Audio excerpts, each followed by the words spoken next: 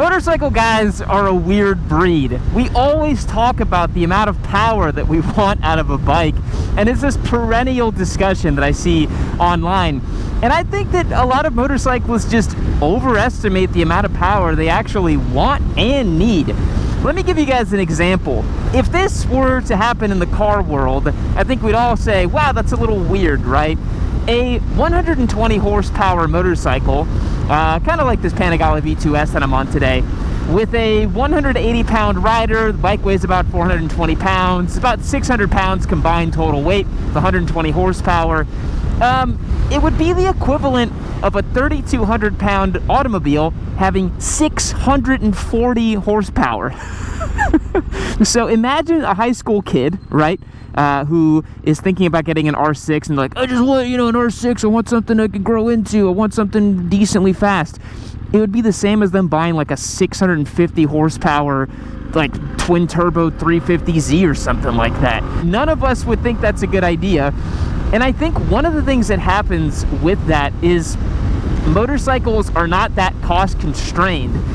For someone to go buy a 650 horsepower automobile, a car, you're gonna have to drop some pretty serious money, tens of thousands of dollars at minimum, right? Unless if you want something new that makes that kind of power, geez, that's probably a six-figure car, I'd have to assume in today's economy. But with motorcycles, you can go back in the back catalog and go get a 120 horsepower bike for like $5,000. It's why motorcycles are often derisively known as piss missiles online, because people can just go and spend barely any amount of money and get something that's properly fast. But using that framework, you guys have to understand that, that's kind of crazy, right? Like, imagine giving a 19-year-old kid who's maybe driven a few cars in his life a 640 horsepower car. I don't think anybody would think that's a good idea, right? Even if the car has traction control and cruise control and electronics and airbags and safety features, I don't think anybody would say, yeah, let's give a 19-year-old kid a 640 horsepower car.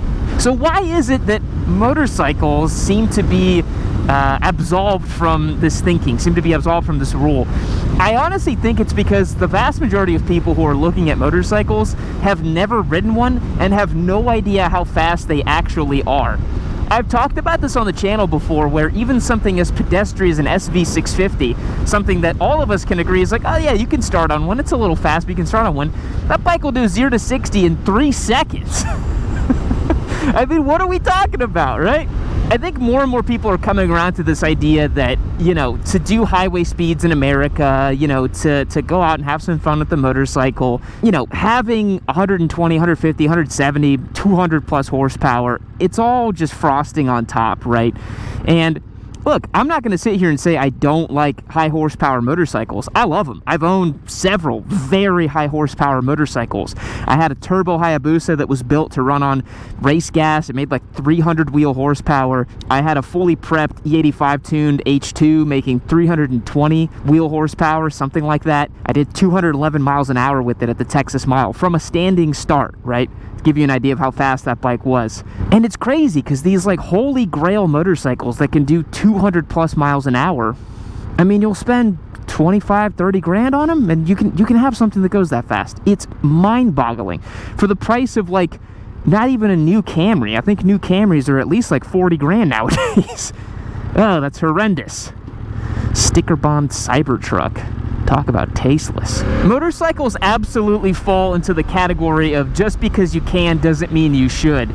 I can't think of any other kind of like hobby or sport or lifestyle, whatever you want to call motorcycling, that is as subject to the user practicing judicious good behavior as motorcycling, right? Because like I said, people naturally are filtered into cars that don't have as much horsepower or like are safer because of regulation, because of price. Like, it kind of naturally happens that, some 19-year-old kid just simply can't buy something that expensive. But here in America, we have completely open licensing laws for motorcycles, and again, you can spend not a whole lot of money and get a really fast bike.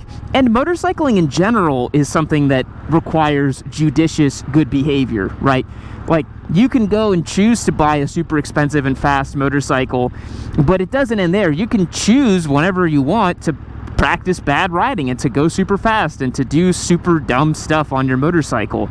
And I've mentioned this before on a video that I talked about big motorcycles. It's the idea that all the fast bikes really do is just achieve faster speeds faster, right? You know, a 50 horsepower Ninja 500 can absolutely go on the highway. It'll do well over 100 miles an hour. It'll do everything you need it to do. But the difference is you go and buy a ZX10 that has 200 plus horsepower. It'll do all that same stuff. It'll just do it everything happens just way faster and basically instantly. So the perennial argument continues online. Should I start on a 600? Is this bike fast enough? You know, can I get this bike? And to those people who haven't ridden motorcycles yet, who don't understand how fast they are, basically every motorcycle is going to feel pretty darn fast until you're really acclimated to riding. Until you're pretty used to how quickly these machines operate, how fast they tip in, how responsive they are, every bike is going to feel really fast. And the best part about it is they all work basically the same way. Most motorcycles have a brake on the right, throttle on the right, you know, twist and go, clutch on the left, shifter on the left, you know, like, that's the best part about them, is they're all like 99% manual, 99% like fun and peppy, and they rev really high. They're just a ton of fun, man. Now, I'd be remiss not to mention that this Panigale V2S that I'm on today is a giveaway motorcycle on my website, yamynoob.co. If you want to go and support the show, become a member. You get access to our Discord server, exclusive content. You also get entered to win these fantastic giveaway motorcycles, such as the Panigale V2S. We recently gave away a Honda CBR 650R to a fella named Andrew in Texas. That was one of our last bikes. And then our Sparkbillion 401 got given away to a fella named Sham in Minnesota, Sam Sherman. So hit that link down below, become a member, join up, support the show. It's a great way to get started. Another part of the equation that I think a lot of people don't understand with motorcycle power is horsepower is just a really small part of the equation. I mean, horsepower is simply a function of torque of the engine, right? It's just a mathematical expression of what the actual torque is of the motor. You know, you look at a bike that makes 120 horsepower, like an R6, right? But the thing frickin' redlines to, you know, 16,000 RPM. That's a very different experience than this Panigale V2S that makes 120 horsepower. Redlines at a little over 10,000, right? This Panigale actually feels faster than an R6 most of the time, because when you twist the throttle, something actually happens. I remember early in my riding career when I rode a Yamaha FZ09, as it was known back then here in America. It's now the MT09. I had ridden sport bikes mostly at that point, high revving stuff, and I tried the MT09, and it felt so fast. That 847cc triple was just like, just punched you in the face with how much torque it had. It really felt like a face-melting motorcycle, which nowadays I kind of look at that 847, I'm like, oh, it's nice and torquey, it's fun, it's peppy. And so the perception can change a lot too. And that's something you got to keep in mind, is when you're a newer rider and you are, you know, listening to people who are experienced, they might say, oh, the Yamaha R6, that thing's gutless until you really get it up in the revs. You may feel that it's really fast, though, is the difference. You may feel that the R6 is very, very fast because you have no perception of motorcycle speed or power just yet. The other thing about motorcycles, if you're getting into this and you're kind of figuring out like what power you should get and all that stuff, motorcycles have way more sensory information being sent to your brain than a car, right? Like, I am, you know, inches away from the engine. My tire contact patch is, you know, maybe a foot and a half in front of where my hands are right now, maybe 2 feet. I have a direct sense of where this motorcycle is. Everything vibrates and I really feel it, you know? A lot of car guys talk about cars feeling direct and this and that. None of that compares to a motorcycle. Literally none of that. Even something newer like this Ducati Panigale V2S feels so much more alive and interesting than any car.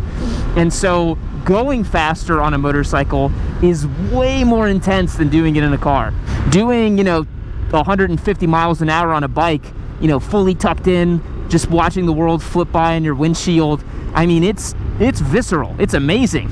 And it's a drug, you know? And one they got to practice, again, pretty judiciously.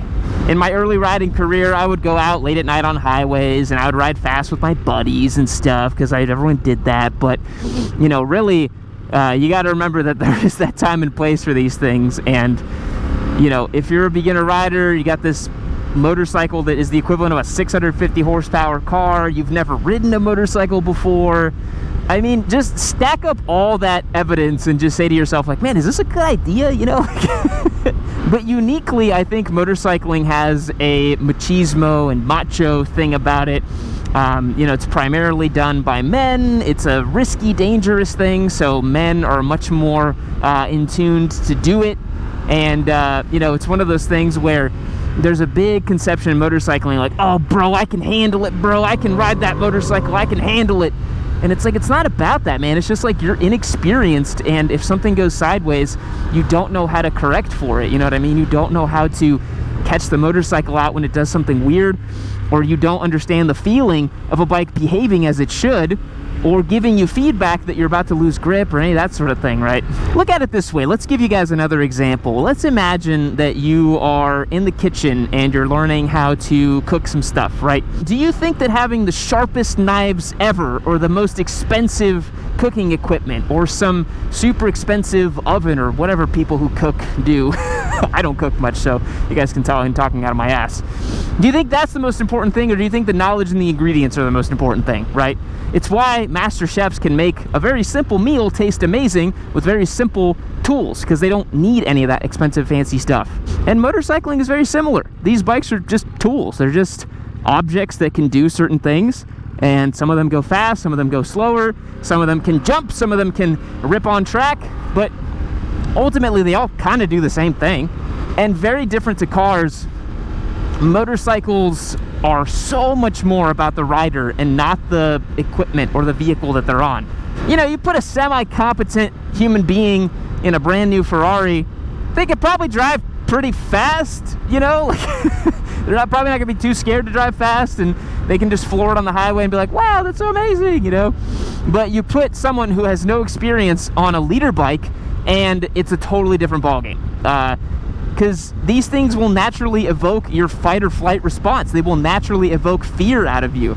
And that's okay, because this genuinely is insane. What we do as motorcyclists is actually crazy when you think about it.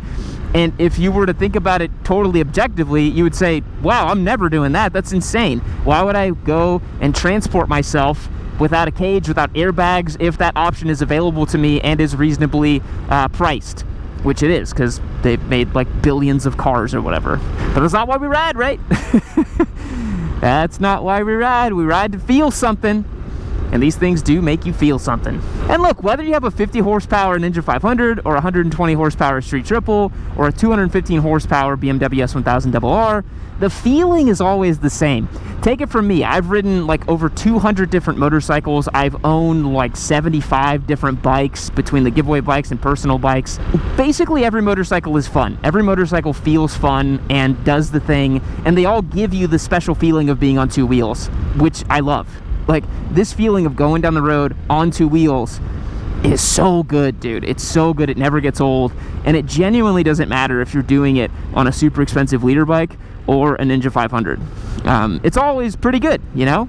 Like, yeah, you're gonna prefer riding some bikes over others. Like, I really dig this Panigale V2S. You do not have to convince me to grab the keys and go take this thing out for a ride. But, you know, if I gotta go ride a little beginner bike, or I gotta go ride a big adventure bike, like, I'll find a way to make it fun.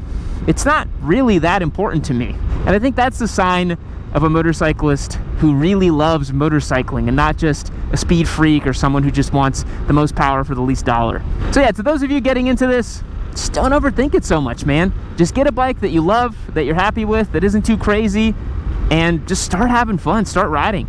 And it's okay if you're gonna be a little afraid, and you absolutely don't need to go get a 120 horsepower bike to go have fun. It's so much more about the experience of the bike and what they can offer and what they provide. Like, you really don't need that. But again, I think every once in a while, you know, like, experiencing some high horsepower nonsense is pretty fun, but do so responsibly, right? It's like a stiff drink. You don't want to have too much of it. You want to take it easy and enjoy it for a long time, not just one quick good time. But all right, boys, I think that's going to wrap up my little ramblings this morning. Hope you enjoyed this vlog about overestimating motorcycle power. What do you think? Leave me a comment down below on whether or not you overestimate the power you need. Did you start on a bike that was too fast? Do you still think that a 19-year-old kid should go and get a 600? Do you think they should go get a 1000? Please don't say that. Probably not the best idea. Your prefrontal cortex is not developed at that point. Thanks so much for checking out today's video. I appreciate it. I'll catch you in the next one. See you later.